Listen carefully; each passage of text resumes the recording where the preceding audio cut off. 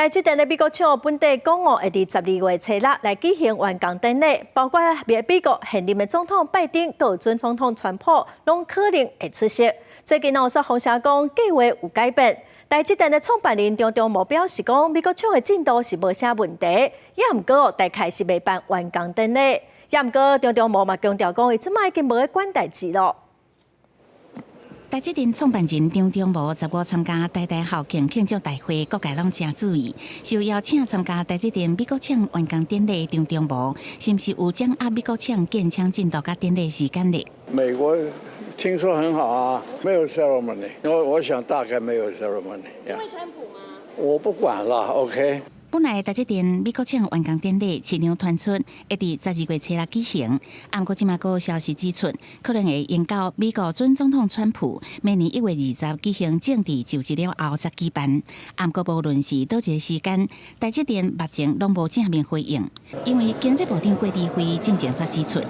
台积电美国厂试产真成功，郭志辉是不是会参加台积电美国厂的完工典礼呢？如果有受邀，我们大概就会人去；那如果没有受邀，这个是厂商他自己来做决定。川普上任了后，是不是会提出关税减？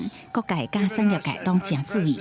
若做台积电未来往哪会防扣税，是不是会引起新一波成本转移的战争？很有可能未来在美国当地销售的晶片，客户就会要求 台积电直接在美国厂生产，这样就可以避免关税。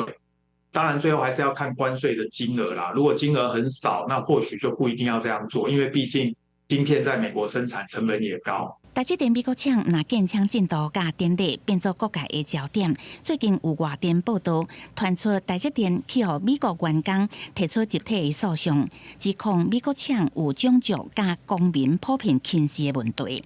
台积电回应强调，公司坚信多元化的员工价值，袂以性别、种族等做员工的招聘也甲升等的考量，无评论当地进行诉讼的案件。记者综合报道。